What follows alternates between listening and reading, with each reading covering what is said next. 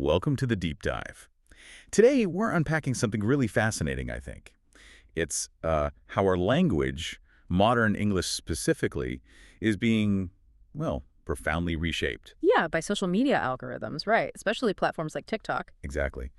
We're going to explore some pretty surprising shifts in the words we use every day.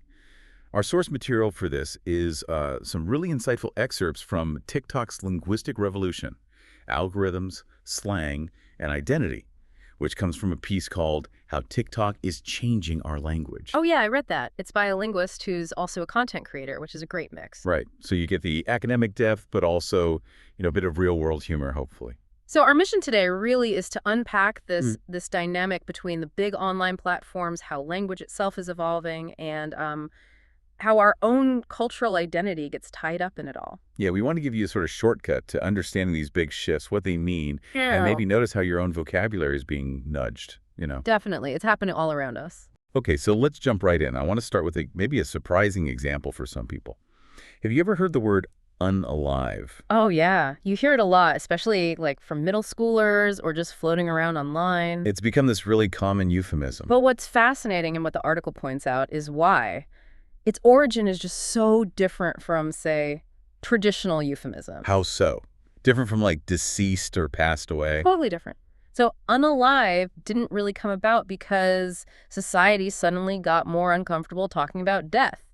It was a direct result of TikTok's algorithmic censorship. Ah, the platform itself. Exactly. The system flags and suppresses content using sensitive words, think kill or die.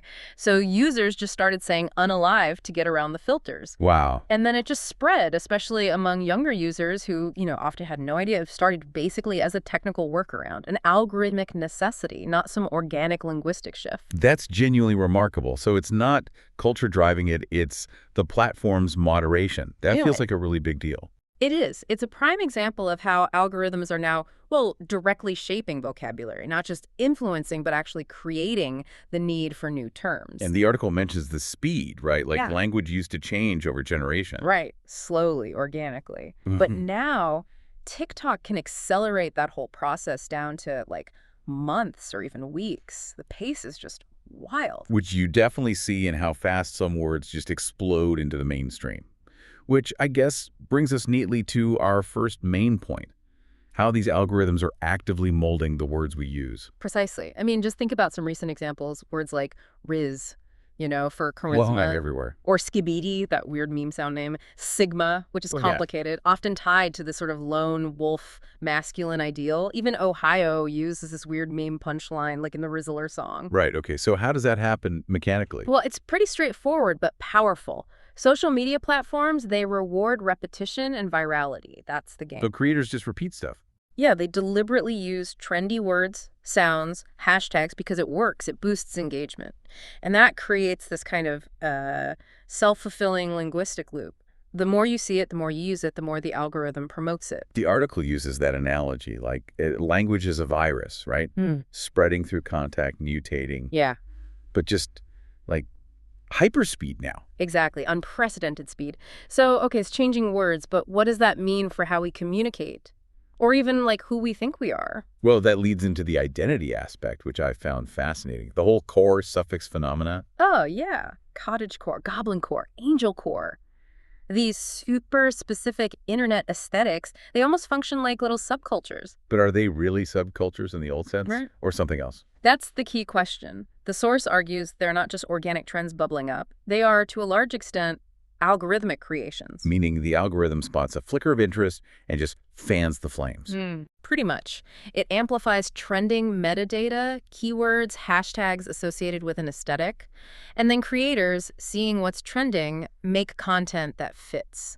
The algorithm then pushes that content to users it thinks might like it. Which encourages those users to kind of form identities around these aesthetics, makes them feel seen, part of something. Right. But then there's the downside the article mentions, these consumer identity traps. Where you feel you need to buy the cottagecore dress or the right decor. Exactly. To perform the identity, the algorithm has helped solidify for you, which leads to that really striking quote from the source, subcultures are the new demographics. Wow. Say more about that. Well, if you connect the dots, you see this powerful commercial angle. TikTok's own business tools, apparently, frame these online subcultures explicitly as, well, commercial target groups. So once you're tagged algorithmically as Yeah. cottagecore, The platform can then just feed you content and products matching that identity. It's monetizing that self-identification, which itself was partly shaped by the algorithm. It's a powerful feedback loop. that's kind of chilling, actually. Moving from just organic groups to these targeted demographics, which I suppose leads us to an even more concerning aspect the source raises, this idea of algorithmic linguistic creep. Yeah, this is where it gets a bit darker. It's about how slang, even seemingly harmless meme words, can sometimes act as a subtle gateway for pretty harmful ideologies. How does that work? Well, take a word like blackpilled. It has origins in, incel communities, pretty toxic stuff. Right. But then you see it get kind of reshaped online into meme slang like, I don't know, burrito pilled or something silly. It gets stripped of its original dangerous context. So it becomes a joke detached from the original meaning. Exactly. And the danger there is that even if you're using it humorously, ironically, without knowing the origin, you might be inadvertently normalizing the term or even making the original harmful ideas seem less threatening, more accessible, even if that's absolutely not the intent. The article mentioned Sigma as another one, right? Pops up in memes constantly. But it has roots in those same kinds of incel ideologies about masculine dominance. Yeah, that's a big one. And again, these terms just spread like wildfire, often with, as the source says, no awareness of their origin for many, many users. Which leaves people potentially vulnerable, right? To maybe clicking a link, seeing related content, getting pulled deeper into the actual communities where these ideas started. It's a definite risk, which really raises a crucial question for all of us, How do we even spot these origins? How do we get better at recognizing when a funny meme word might actually have some pretty unpleasant baggage attached? It's about critical awareness, I suppose. So, okay, we've hit on algorithms, shaping words, shaping identities, even the risks of harmful ideas creeping in. But the article also stressed that a lot of this slang isn't actually new. It has history, deep roots. Absolutely, that's such an important corrective. The source points out that a huge chunk of popular internet slang, think words like slay, serving, gagged, ate, cooked, busts in it, it overwhelmingly originates in Black or queer subcultures, particularly AAV, African American Vernacular English, and ballroom culture.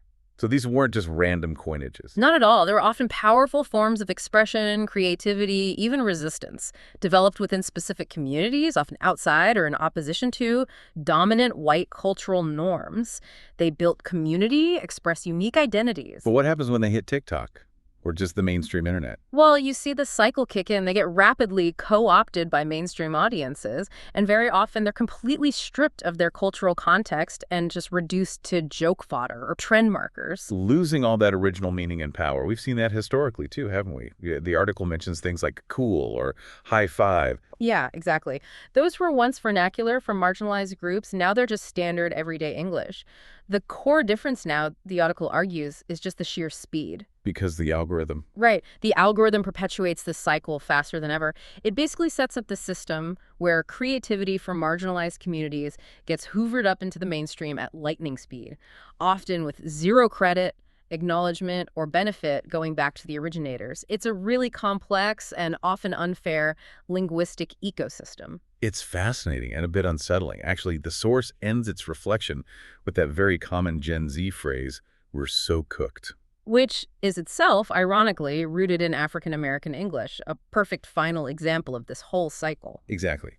But despite laying all this out, the manipulation, the appropriation, the commercialization, the article doesn't end on a completely bleak note, does it? No, it actually offers what it calls cautious optimism, which I think is important. It reminds us, look, young people have always used slang to forge identity. That's not new. And every older generation always thinks the new slang is ruining the language. Right, and it never actually has it? Language just changes. So while the commercial pressures and the platform influence are very, very real, they aren't necessarily like inescapable destiny. We're not totally doomed. So the main takeaway then for you listening is really about awareness. I think so. Awareness is key. Awareness of where words come from, the etymology. Awareness of the cultural roots, especially when terms come from specific communities.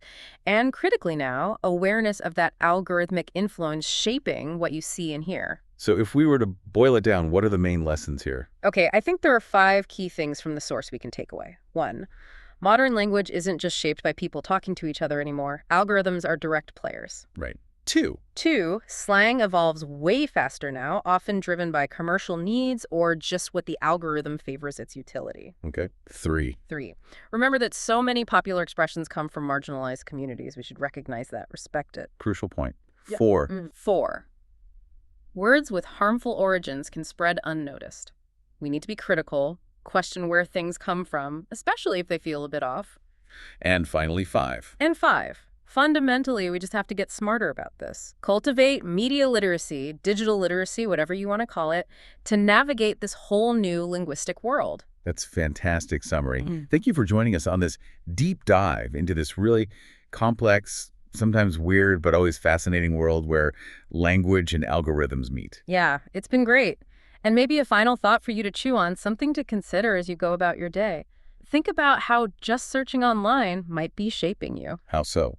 Well, the way you search for information, the results you get, that subtly influences the vocabulary you're even exposed to, which, down the line, could affect how you think about things. So ask yourself, are you actively seeking out diverse voices, diverse ways of speaking, or are you kind of letting the algorithm guide your verbal path? That's a really provocative question to end on. Keep observing the language around you, folks. Maybe listen with some new ears after this. You might be surprised by what you hear.